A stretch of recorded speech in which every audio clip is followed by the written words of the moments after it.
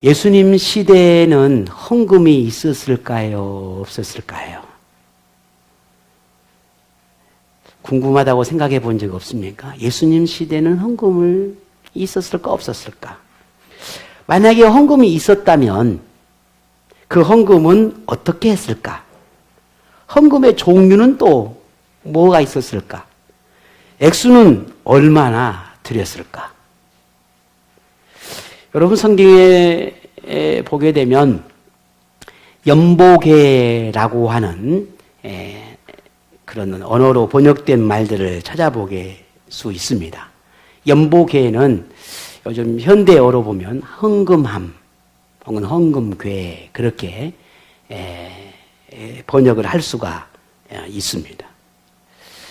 그렇다고 한다는 것은 성경에 예수님 시대에도 헌금하는 때나 헌금하는 어떤 그런 순서가 됐든 아니면 뭔가 방법이 됐든지 간에 헌금이 있었다라고 우리는 이해할 수가 있게 되는 거죠.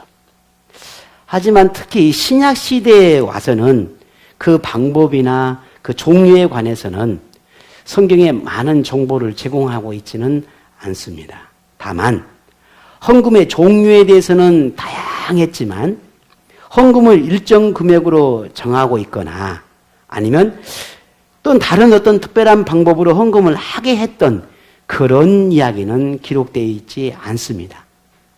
단지 헌금을 하는 사람의 각각의 개인에 따라서 헌금을 한 경우들이 대부분입니다. 이런 점에서 보게 되면 현대 오늘 우리 교회와는 크게 다르지 않다 하는 걸 알 수 있겠지요. 성경에는 헌금 종류에 등에서 특히 몇 가지 아주 집중적으로 혹은 두드러지게 나타나는 부분이 있는데 그 중에 하나가 11조와 그리고 구제와 선교에 관련된 헌금이 신약 시대는 아주 많이 대부분 그렇게 두드러지게 나타나고 있습니다. 하지만 역사적인 그런 사료에 의하면은 예루살렘 성전에는 여러 방이 있었는데 그 여러 방들 가운데 특별히 헌금을 하는 방이 따로 있었던 곳으로 그렇게 알려지고 있습니다. 이 헌금할 수 있는 방이 따로 하나가 있어서 거기에는 연보계, 헌금함이 빛이 되어 있었는데 이 헌금함, 연보계라고 불리는 이 헌금함은 특별히 이 여인의 뜰이라고 하는 예루살렘 성전에는 많은 이방인의 뜰과 또 뭐 여인의 뜰 이렇게 불려지는 뜰이 있었는데 그 중에 여인의 뜰이라고 하는 곳에 이 연보궤를 비치해 두었다고 합니다. 그런데 이 연보궤라고 하는 이 궤가 헌금함이 각 종류나 용도나 목적에 따라서 이 궤가 13개를 비치해 두었다고 합니다. 그래서 자신의 어떤 목적이나 헌금의 용도나 의미에 따라서 그 13개의 헌금함에 헌금을 하는 것입니다. 그것은 그만큼 그 당시에는 헌금의 종류가 최소한 13개의 헌금의 종류가 있었다는 것을 의미하는 거예요. 뭐 적다고 하면 적고 많다고 하면 많겠지만 어쨌든 지금하고는 많은 뭐 차이점도 있지만 비슷한 점이 많이 있었다는 거죠. 그런 다양한 헌금의 종류들을 두어서 사람들로 하여금 헌금을 하게 했다는 거죠. 오늘 본문에서도 보면 예수님이 헌금하는 사람들을 지켜보고 있었다라고 하는 것을 오늘 우리가 보게 되는데 이런 것으로 보아서 헌금하는 장소나 때가 분명히 정해져 있었고 이 예배, 예루살렘 성전을 찾는 대부분 아니 어쩌면 모든 사람들이 헌금을 했다. 그렇게 우리는 이제 짐작을 하게 되는 거죠. 자, 여기까지 우리가 생각해 보면은 예수님 시대에도 헌금이 있었다, 없었다? 있었다라는 거예요. 한두 가지의 헌금을 하는 것이 아니라 최소한 13가지 종류와 목적과 그런 의미를 담고 헌금하는 그런 때와 그런 시간이나 하는 장소가 있었다라고 우리는 결론을 내리게 되는 거죠. 헌금함이 있는 곳에 이제 사람들이 길게 쭉 들어서서 자신이 헌금할 차례를 기다리고 있습니다. 정말 어떤 마음으로 헌금을 하려고 하고 있는지는 알 수는 없지만 어쨌든 저마다 많은 사람들이 이 예루살렘에 와서 헌금을 하려고 순서를 기다리고 있습니다. 말끔하게 차려입은 사람도 있고 평범하게 보이는 사람들도 있고 때로는 의복을 갖춰 입은 그런 유대교 지도자들도 보입니다. 예배를 드리기 위해 모인 다양한 모습의 사람들이 헌금함에 헌금을 놓고 있습니다. 우리 한번 상상을 해보죠. 그리고 그 가까운 곳에 예수님이 헌금하러 오는 사람들의 모습을 하나하나 일일이 이렇게 지켜보고 있는 겁니다. 그게 오늘 본문의 모습이죠. 그런데 예수님의 눈에 유독 띄었던 한 모습이 보여집니다. 주위 사람들이 고개를 숙이며 인사를 나누는 행동 하나하나를 주목받은 한 부류의 사람들이 있었습니다. 이들은 사람들의 시선이 좀 신경 쓰이는지 아주 조심스럽게 절제된 행동을 보이며 헌금을 하고 자리를 떠납니다. 헌금액도 상당한 많은 금액을 헌금을 합니다. 이를 보고 있는 주변의 사람들은 감탄을 자아냅니다. 그도 그럴 것이 이런 광경을 누가도 기록했지만 마가도 기록을 했는데 누가는 헌금액에 대한 언급을 하지 않았지만 마가는 정확한 액수는 아닐지라도 많고 적음을 표현했습니다.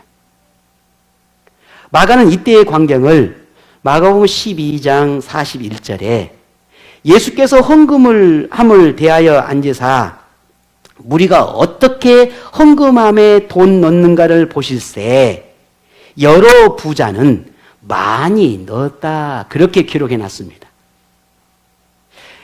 많은 부자들이 와서 헌금함에 헌금을 넣는데 그 액수가 제법 많더라라는 겁니다. 부자들이니까 당연히 많이 넣겠죠? 여러분 그리 생각하십니까? 네, 부자라고 더 많이 넣는 건 아니죠. 네, 어찌됐든 예수님이 보니까 부자들이 헌금을 넣더라는 겁니다. 많이. 그걸 예수님이 보고 있었습니다. 그렇게 마가는 기록했습니다. 그러니 사람들은 그 부자들이 헌금함을 보면서 감탄하고 놀라워 합니다. 자, 그러면 궁금해지는 것이 어떻게 헌금액이 많고 적은지를 알았을까 하는 거예요. 여러분 그게 궁금하지 않습니까? 저도 말씀을 오늘 본문을 보고 연구하고 또 묵상하면서 문득 그런 생각이 든 겁니다. 아니 헌금이 많고 적은 걸 어떻게 알았을까? 여러분 저는 몰라요. 여러분 뜯어보지 않는 이상은, 확인하지 않는 이상은. 근데 오늘 성경을 보니까 마가는 헌금함의 부자가 많이 있더라는 겁니다. 그걸 어떻게 알았을까? 그런데 역사의 어떤 기록에 의하면은 당시 헌금하는 사람들은 헌금을 할 때 내가 어떤 용도나 목적에 맞게끔 헌금을 할 때 자기 스스로가 그렇게 액수하고 용도를 고백을 하고 헌금을 하는 그런 소리를 냈다라고 하는 그런 기록이 있습니다. 글쎄 어떻게 좀 상상하기가 어렵긴 한데 이런 기록이 사실인지는 정확하게 알 수는 없지만 그러나 성경에 마가가 어떤 부자가 헌금하는 게 많이 넣었다라는 것을 볼 때에 지금처럼 봉투를 했을까 아니면 이따만은 가만이나 아니면 이만 봉주 주머니를 가져와서 헌금을 했는지는 알 수는 없는데 어쨌든 많이 보는 모습을 봤다는 거예요. 그런데 기록에 하면 그렇게 예를 들어서 하나님 여호와여 내가 구제하기 위해서 하나님 앞에 100만 원을 예물을 하나님 앞에 드립니다. 그렇게 소리를 내서 헌금을 했는지도 모르죠. 일단 그런 상황을 보게 되면 헌금이 많고 적음을 표현했다라고 하는 것이 또 그런 설득력이 있어 보입니다. 자, 그런데 오늘 이런 것이 설득력이 있어 보이는 이유 중에 또 하나가 뭐냐면 그 당시에 종교 지도자들을 향해서 예수님이 책망할 때에 많은 사람들에게 인정받으려고 하고 뭔가 자기를 과시하려고 하는 것 중에 하나가 손을 들고 기도하는 것도 있지만 헌금하는 모습에서도 그 모습이 보여졌거든요. 그걸 보면 이런 소리를 내거나 자신이 하나님 앞에 예물을 드릴 때 그런 모습들이 보여지는 것은 사실은 아니었을까라고 하는 걸 짐작할 수 있게 되는 거죠. 자, 어쨌든 그렇게 부자가 헌금하는 모습도 있었고 또 예수님의 눈에 띄는 또 한 사람이 있었는데 오늘 본문 2절에 보니까 누가 나오죠? 예, 어떤 가난한 과부가 나오는 것을 보게 됩니다. 자, 2절만 같이 볼까요? 시작.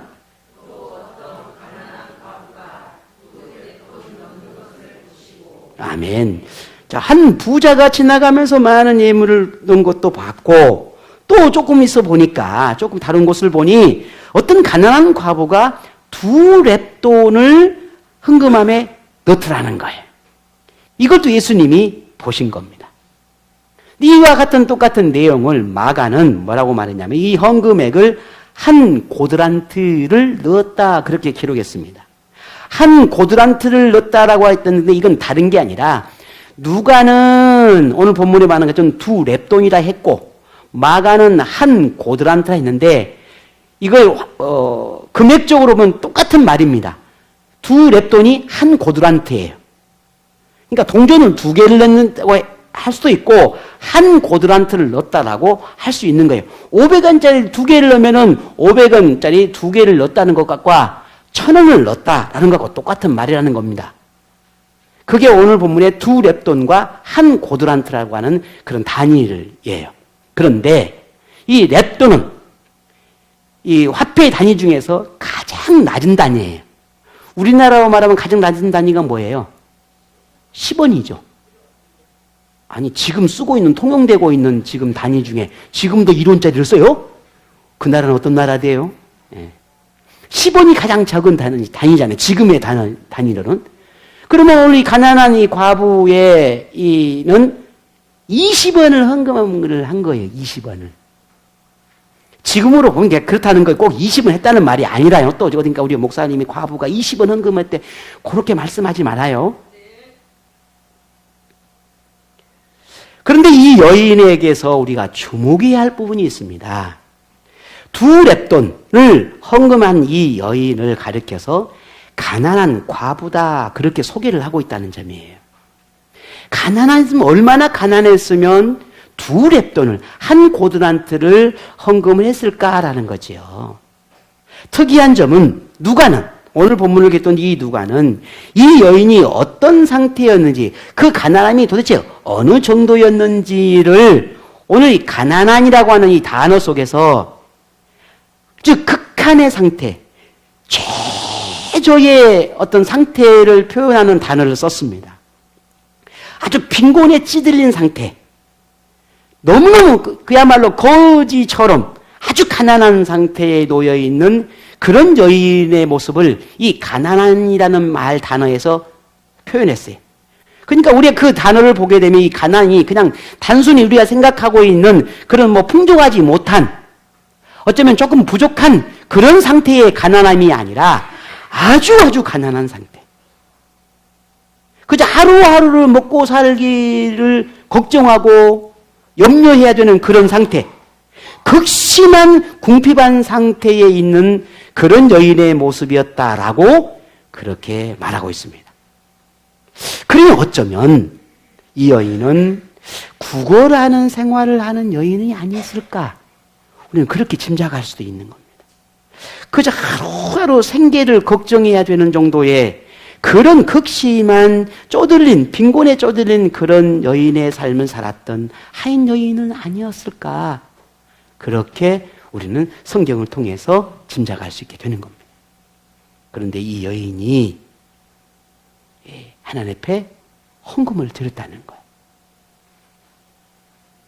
자, 그런 여인의 모습은 또 어땠을까? 아주 평범한 옷도 있었고 화려한 옷도 있었고 제복도 의복도 입은 그런 종교 제도자들의 그런 화려한 모습과는 반대로 오늘 이 여인의 겉모습은 어쩌면 언제 입었는지, 얼마나 입었는지 짐작도 할 수 없을 만큼의 허름한 그런 옷을 입고 있지는 않았을까? 분명 행색은 평범해 보이지는 않았으리라 그리 보아집니다. 그러니 부자나 다른 사람들과는 달리 사람들의 시선을 받았겠지요. 하지만 그 시선은 따가웠을 겁니다. 어머, 어떻게 저렇게 저런 옷을 입고 하면 저런 모습에 사람들은 이 여인에 대해서 뭔가 많은 말들을 하며 입에 오르내렸겠지만 칭찬은 아니었을 겁니다. 이 여인의 모습이나 두 렙돈의 헌금을 보며 고개를 숙이거나 존경의 태도를 보이는 사람은 없었을 거라는 겁니다. 오히려 수군거리는 사람들, 오히려 멀리 하려고 하는 사람들이 더 많았지 않았을까 하는 생각입니다. 어쩌면 그녀를 조금이라도 아는 사람이라면 차라리 그런 돈이면 헌금하기보다는 옷이나 한 벌 더 사입지, 아니면 빵이라도 하나 더 사 먹든지, 아니면 그럴 돈이 있으면 가족이나 자신을 돌보는데 사용하는 것이 거기에 더 맞지 않겠느냐 라고 그렇게 조롱하거나 수군거린 사람들이 더 있었는지도 모릅니다. 헌금의 액수에 대해 너무 적지 않느냐고 비웃는 사람이나 그런 정도라면 차라리 하지 않는 것이 더 낫지 않겠느냐고 그렇게 말하는 사람도 있었는지도 모릅니다. 그러면 이 여인을 지켜보고 계신 예수님은 여인을 어떻게 바라보았을까? 오늘은 우리 본문에 그 예수님의 마음을 이렇게 표현하고 있습니다. 3절입니다. 같이 볼까요? 시작.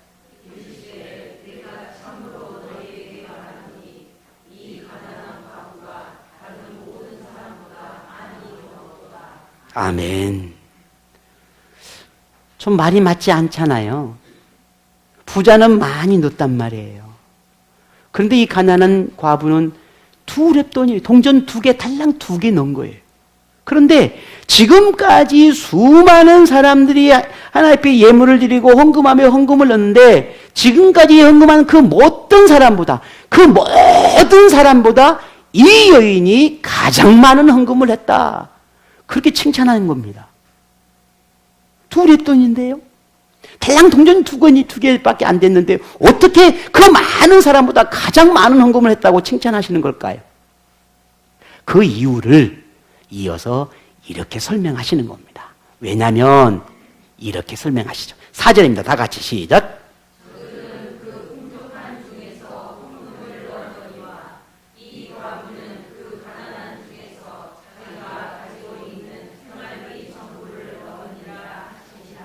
아멘. 그 이유가, 예수님이 이 여인을 칭찬한 이유가 여기에 있었습니다. 풍족함 중에 그 풍족함의 일부를 드리는 것과 아무것도 없고 달랑 자신에게 있는 생활비 통전 2개 있는 것을 전부 드리는 것과 그게 어떻게 같을 수 있겠냐는 거예요. 그러니 예수님은 이 여인을 더 칭찬하신 것이었습니다. 자, 이쯤 되면 요즘 현대 그리스도인에게 가장 예민하고 말도 많은 부분이 헌금에 관한 것이잖아요. 저도 지금 여러분에게 이 헌금에 대한 이야기를 하고 있습니다. 어떤 사람은 말합니다. 매주 헌금을 해야 하느냐? 교회 갈 때마다 헌금해야 되느냐? 11조는 또 왜 해야 되느냐? 헌금의 종류는 왜 그렇게 많냐? 왜 교회가 헌금을 강요하느냐? 헌금 때문에 교회를 갈 수가 없다. 헌금이 중요하냐? 믿음이 중요하냐?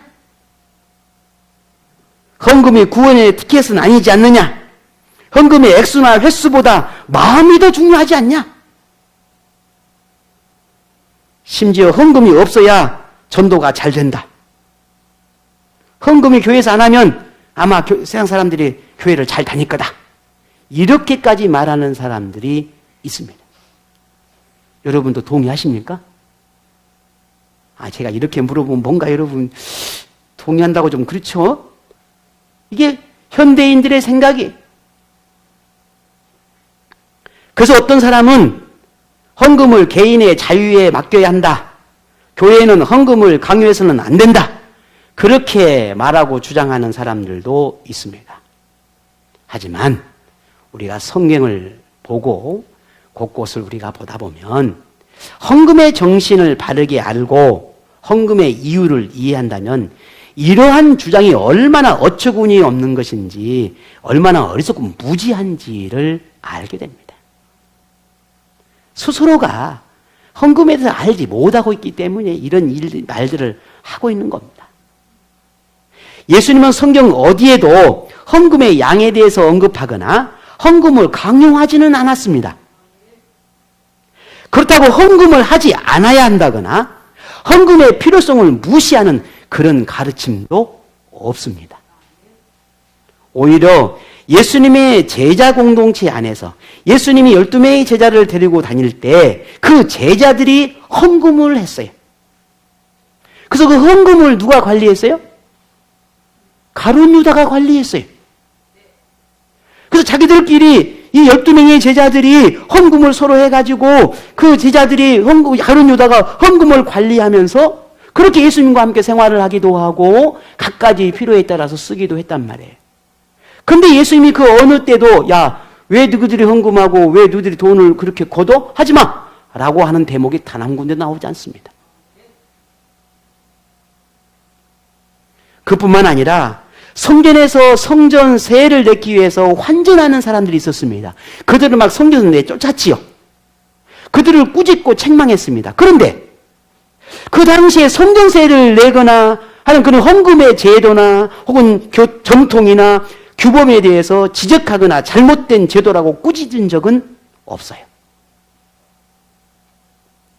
이것은 예수님도 바른 헌금에 대해서는 인정하고 있고 헌금을 하나님의 명령이고 하나님의 규범이고 법이라고 하는 사실도 그걸 인정하고 있다는 것이고 그렇다면 어쩌면 우리는 확인한 바는 없지만 예수님도 헌금하는 생활을 했을까요? 안 했을까요? 제가 확인한 바가 아니라고 했어요. 예수님도 헌금했다는 기록은 없어요. 하지만 만일 예수님도 하나님 앞에 예배를 드리고 예배 행위를 했다면 분명 헌금을 드렸을 겁니다. 왜? 예수님이라고 하나님의 아들이라고 메시아라고 구원자라고 나는 헌금 안 해도 돼 라고 하지는 않았을 것이기 때문이에요. 본문에 예수님의 말씀을 오해하는 사람 중에는 마치 오늘 이 여인처럼 전 재산을 다 헌금해야 예수님이 칭찬하는 것처럼 그렇게 오해하고 생각하는 사람들이 그런 경향이 있습니다. 부자가 많은 양의 헌금을 드리는 것보다 가난한 과부처럼 생활부 전부를 드릴 정도가 되어야 칭찬받을 만하지 않겠냐라고 생각하고 말하는 사람들이 있다는 겁니다. 하지만 그건 사실이 아닙니다. 그건 잘못된 것입니다. 그러나 예수님이 두 사람의 헌금 액수를 두고 비교하는 것이 아니라는 걸 우리는 기억해야 합니다. 부자와 가난한 자의 헌금 액수를 두고 이렇게 칭찬하고 아니고 하는 게 아니라 본문의 핵심은 헌금의 양이 아니라 헌금하는 사람의 태도에 대해서 교훈하고 있다는 사실이에요. 본문에서 부자의 헌금이나 다른 모든 사람의 헌금보다 과부의 2렙돈의 헌금을 더 칭찬한 데는 당시 많은 사람들의 시선을 의식하고 때로는 자신을 과시하기 위해서 보여주기 위한 그런 거칠에 사로잡혀서 헌금을 하는 이들이 참 많았다는 거예요. 그들에게 깨달음을 주기 위한 오늘 중요한 교훈을 담고 있는 겁니다.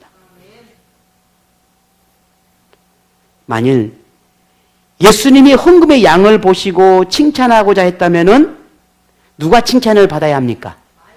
많이 낸 사람이 칭찬받아야 합니다.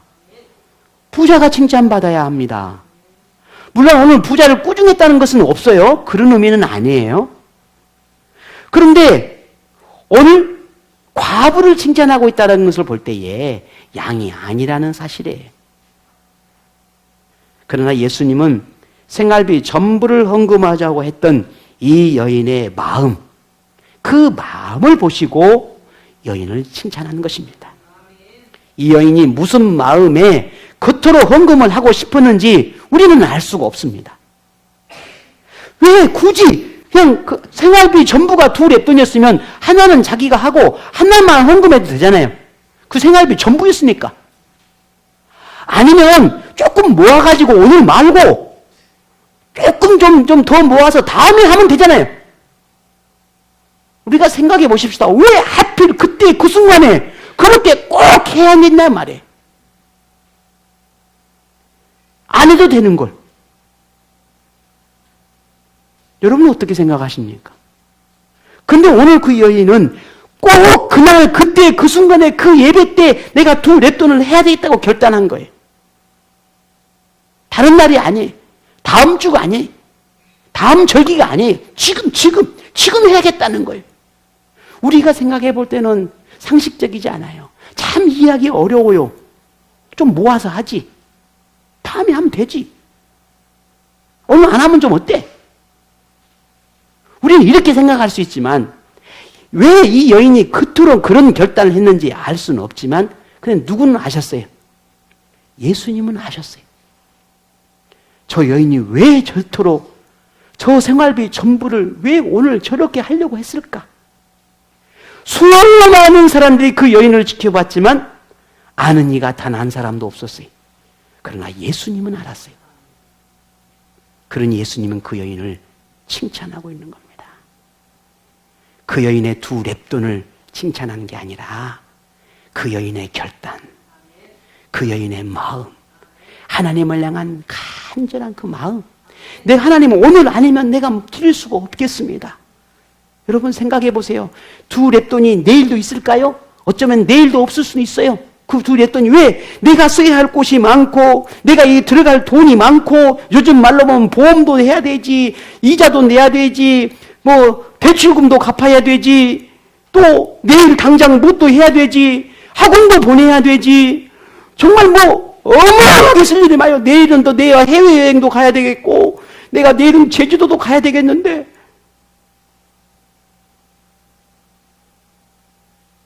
이렇게 생각해 보면 우리는 하나님 앞에 2 랩돈이 문제가 아니라 드릴 예물이 하나도 없어요. 그런데 오늘 이 예수님은 이 여인의 그 결단을 본 것입니다. 그 마음을 본 거예요.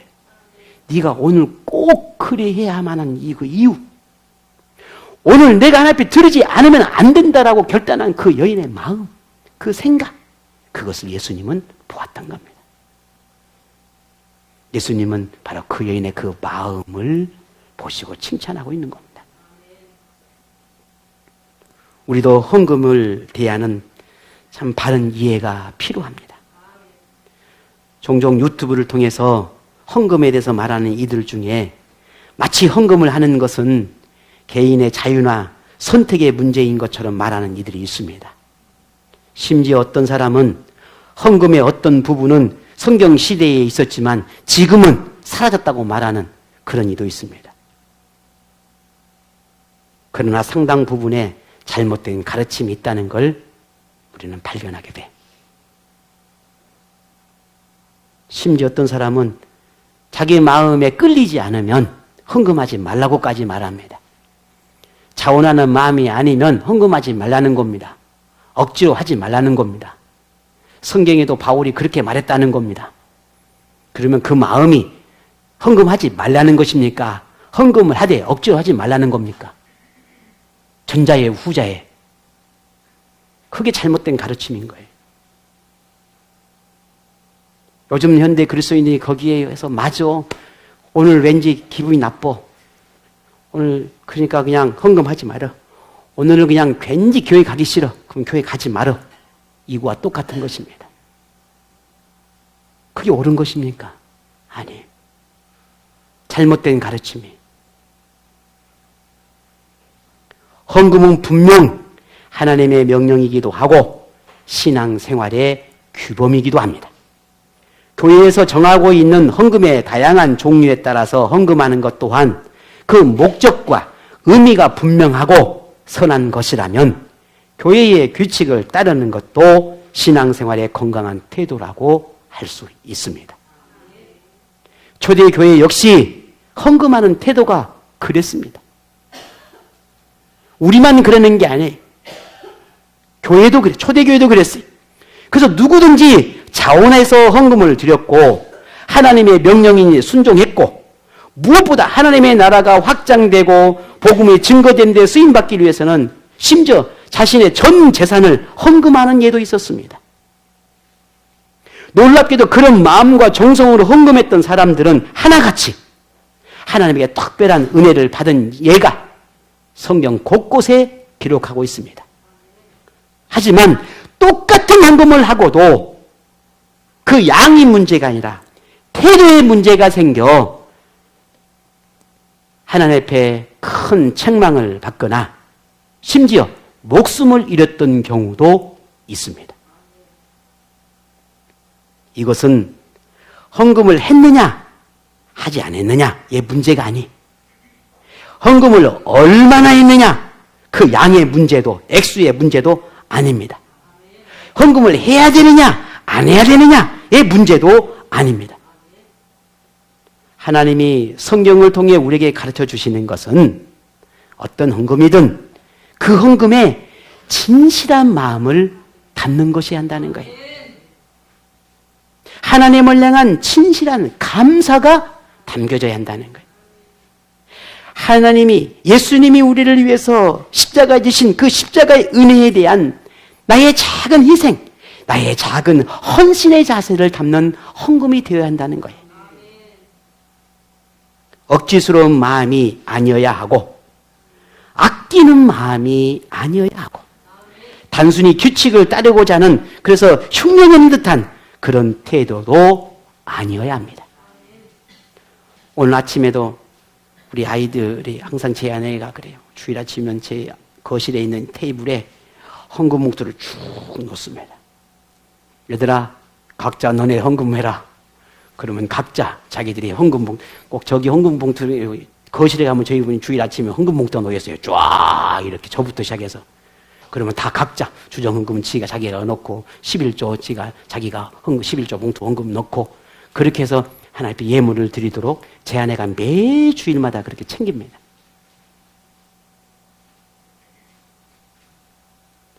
헌금은 그냥 억지로 하는 게 아니에요. 헌금은 하나님 우리에게 명령이에요. 그러니 더욱이 헌금함에 있어서 헌금에 이 마음이 없이 그저 의미 없이 드리는 태도의 헌금은 더더욱 주의해야 합니다.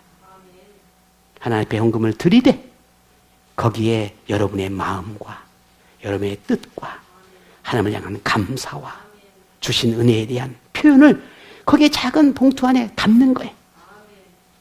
그러니 그 봉투는 금액의 문제가 아니라 거기에 내 모든 신앙과 믿음의 고백이 거기 안에 담겨 있는 것입니다. 이게 진정한 헌금이 되는 거예요. 교회 공동체마다 여러 목적과 의미를 담아드리는 다양한 헌금의 종류가 있습니다. 우리 교회도 마찬가지죠.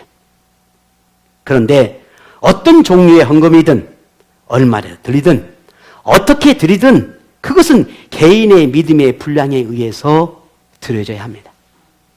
하지만 헌금하는 생활에 참 의미를 알고 드린다면 그 헌금의 기쁨을 알게 될 것이고 어떤 규칙이나 강요나 요구가 중요하지 않다라고 하는 것을 깨닫게 될 것입니다.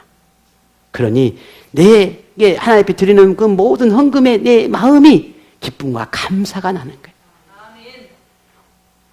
두 랩돈을 헌금한 가난한 과부의 모습이나 물고기 5마리와 떡 2개를 예수님께 드렸던 그 어떤 이름 없는 어느 어린아이, 자기 밭을 팔아 헌금함으로 구제와 선교에 힘썼던 바나바와 같은 사도, 헌금만이 아니라 복음 증거를 위해 자기 목숨까지도 아끼지 않았다라고 고백하는 브리스길라와 아굴라의 부부들처럼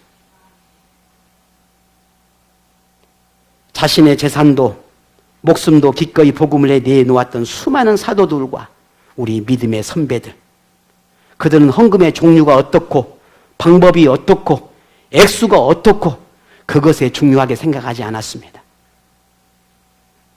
그들은 모두 할 수만 있다면, 내가 할 수만 있다면, 내가 드릴 수만 있다면 더 많이, 더 정성을 들여서 그렇게 하나님 앞에 드리고자 했던 그런 간절한 마음들이 그들의 마음이었고 오늘 우리가 본받아야 할 마음입니다. 그게 믿음의 마음이. 저는 오늘 여러분이 헌금 때문에 평생 시험에 들거나 혹은 그것 때문에 고민하거나 헌금 때문에 뭔가 다른 마음을 품지 않기를 바랍니다. 오늘 이 본문의 말씀을 분명히 기억하고 모든 예물에 감사로 드려지는, 그래서 그 예물에 기쁨이 되는 그런 예물이 되기를 바랍니다. 우리는 생각해 봅니다. 도대체 그들은 성경에 나오는 수많은 사도들과 그들의 수고, 헌신, 그리고 우리 믿음의 선배들이 살았던 그런 예물의 삶을 살았던 그들의 삶은 도대체 왜 그들은 그렇게까지 하고 싶어 했을까? 왜 그들은 그렇게까지 했을까? 반면 나는 어떤가 하는 거예요. 무엇이 그토록 자기 것을 내어놓는 희생을 차원했을까 하는 겁니다. 여러분은 그들의 마음을 이해할 수 있으시겠습니까? 그들의 삶을 여러분이 이해할 수 있으시겠습니까? 그분들이나 지금이나 크게 다르지 않습니다. 우리도 써야 할 곳이 많고 들어갈 곳이 많습니다. 그들도 역시 삶을 살아감에 있어서 얼마나 많은 곳에 물질이 필요했겠습니까? 하지만 많은 생각에 우리와 차이점이 있습니다. 그게 무엇일까?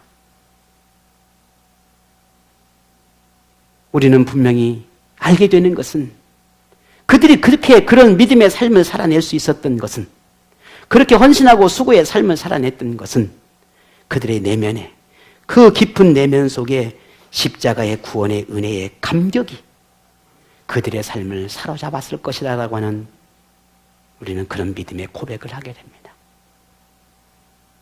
나의 생명을 살리신 예수 그리스도, 나의 삶을 거듭나게 한 예수 그리스도, 나의 필요를 채워주시는 예수 그리스도, 나의 모든 것을 알고 위로와 격려와 때로는 건강과 때로는 우리의 삶을 보살펴주시는 예수 그리스도, 그 은혜가 얼마나 큰지를 알기에 기꺼이 물질도 건강도 내 삶도 내 수고함도 내 봉사도 내 섬김도 드릴 수 있었으리라 그리 믿습니다.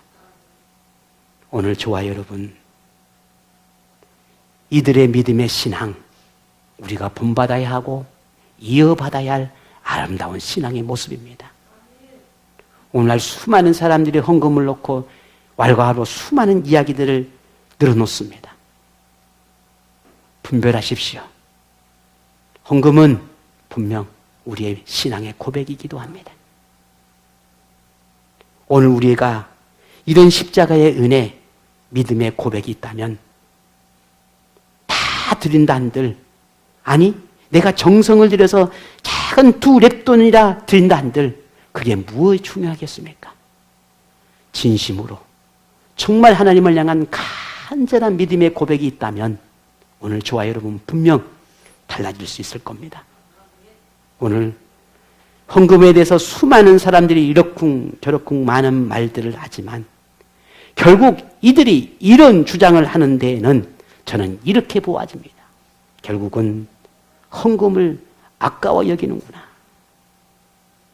하나님 앞에 드리는 것을 아깝게 여기는구나. 하나님의 은혜의 깊이를 진정으로 깨닫지 못하는구나. 내가 하나님이 나를 구원해 주시는 이 구원의 감격과 은혜를 진심으로 알지 못하는구나. 내 인생의 주인이 하나님이시고 내가 살고 죽는 것, 내가 복을 누리고 화를 누리고 한 그 모든 것들이 하나님으로부터 온다는 사실을 인정하지 않고 있구나 라고 하는 것을 우리는 보게 됩니다. 결국은 이기주의가 이 시대의 신앙도 그렇게 흐르고 있구나 하는 걸 알게 되는 것을 보게 됩니다. 죄인을 구원하시는 하나님의 사랑과 용서가 오늘 우리 자기를 향하고 있음을 단지 머리로 이해하는 것이 아니라 가슴으로 이해할 수 있는 오늘 저와 여러분이 되기를 원합니다. 오해하지 않기를 바랍니다. 헌금이 믿음의 크기를 말하거나 구원받는 징표라고 단정하는 것이 아닙니다.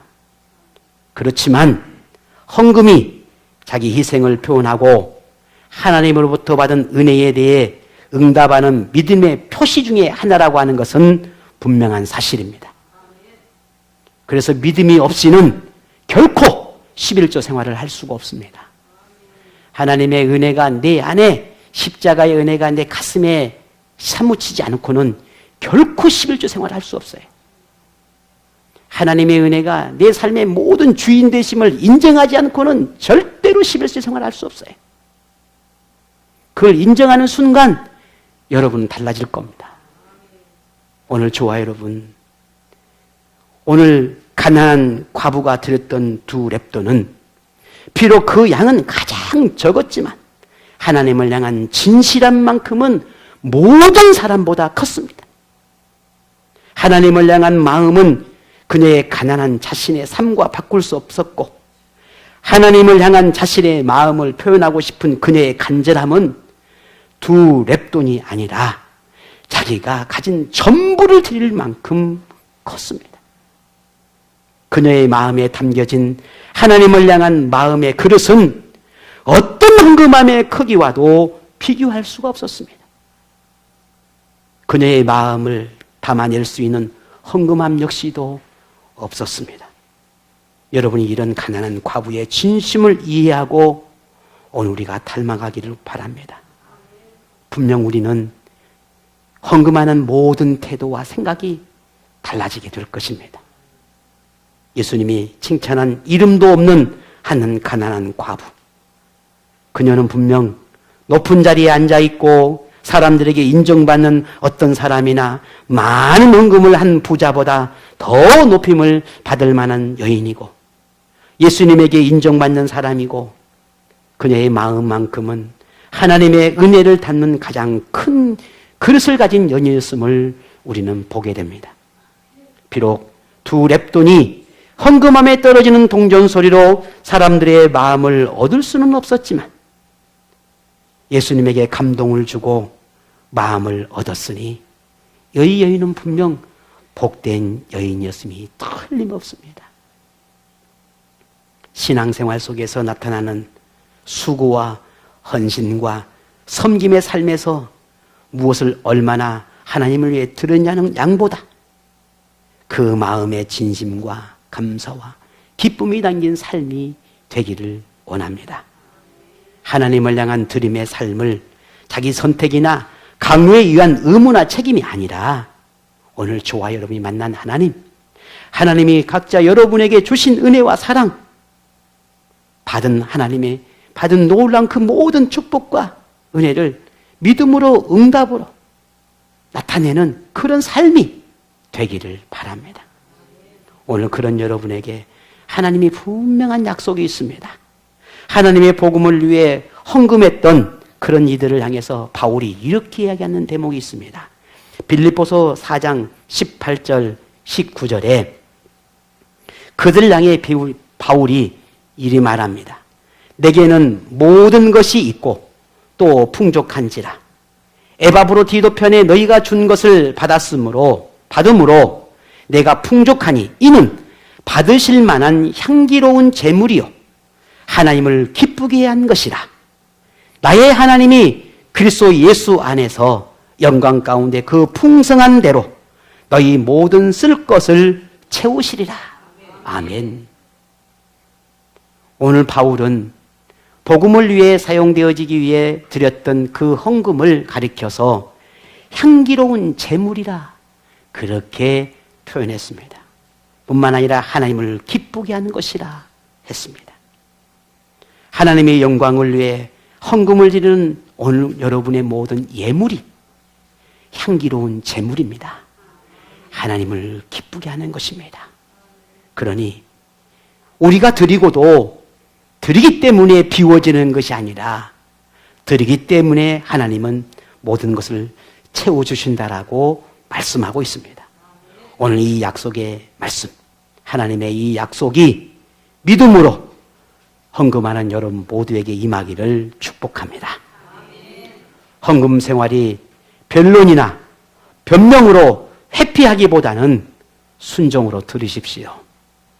이제 여러분이 아직까지도 하나님 앞에 드리는 예물에서 고민하고 염려하고 걱정하며 겨우겨우 드리는 모습이 여러분 안에 있었다면 이제는 그런 모든 마음 내려놓으십시오.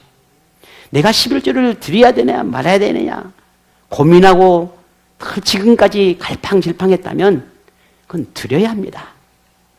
그것은 고민의 문제가 아니에요. 드려야 합니다. 나는 직장생활 안 하는데요. 남편이 하잖아요. 저는 개인적으로 우리 아이들에게 용돈의 11조도 드리게 합니다. 너희 아빠가 용돈 줬으니까 너 용돈의 11조 드려. 그래서 우리 아이들은 다 용돈의 11조를 다 드립니다. 그게 돈 버는 게 아니잖아요. 하지만 마치 하나님은 우리에게 주신 그 은혜를 중에 10분의 1을 드렸듯이 육적인 부모가 너에게 든 용돈이니 여기도 11조를 드리라는 거예요. 그 11조를 드려. 왜 안 드려? 안 드리면 저한테 엄청 혼납니다. 물론 혼날 일도 별로 없지만 드려. 왜 안 드려? 하나님의 것인데. 인색함이 아니라 넉넉하게 들으십시오. 불평이 아니라 감사함으로 들으십시오. 내 영광을 드러내기보다 하나님의 영광을 위해 들으십시오. 생색내기보다는 진심으로 들으십시오. 의무나 책임보다는 자운함으로 들으십시오. 이런 온전한 믿음의 행위가 여러분 모두에게 일어나기를 원합니다.